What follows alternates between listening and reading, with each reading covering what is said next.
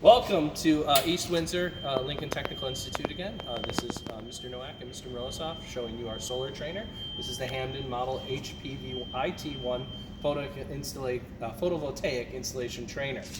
We're going to start with just the load center right now. So the load center is your AC power source in your house. So this is going to be your panel in your house that you have maybe in your basement or your garage that powers up all the stuff. If you live in an apartment, it might be in the hallway by the door.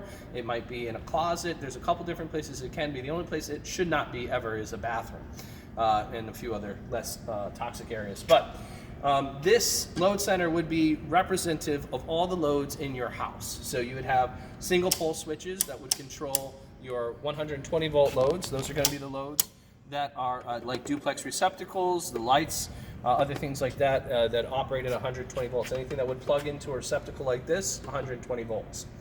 The 2-pole breaker is going to be for your 240 volts. Now, you might be one of those people who has an outlet like this. My uncle does. He has a 240 volt, 220 volt air conditioning unit in his big house.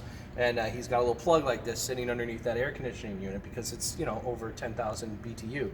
But most people, this is like the hot water heater in your basement. This is the dryer outlet. This is the stove outlet. This is an air conditioner, large central air conditioning system. The 240 volts are being used for those larger pieces of equipment. So you don't usually see too many outlets. They're usually just directly connected with a disconnect. The 2-pole breaker has your black and red wires connected to it to feed the 240 volts, and your 120 volt has just black wire connected to it to feed the single breaker. All right, you have your bus bars, your neutral bus. You have your 2 hots, your black and your red. This is your red, your black is over here. All right, and your ground bar up here that's on the metal frame of the panel has the ground. The ground is a connection here, here, and here. Now you'll notice that in your house, your panel probably only has 3 wires. It probably has 2 hots, a black, a red, and then a neutral ground bus. That's because your service is grounded at your main panel.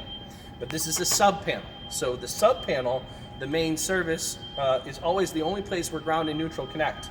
On the sub panel, you'll notice that the neutral bus is on a plastic insulator preventing it from touching the metal base, and that the ground bar is the only thing connected right to the metal because that's the grounding conductor. This is the path you're not supposed to use unless it's a safety issue. And this is the path you are supposed to use, which is insulated from the other path you're not supposed to use. All right.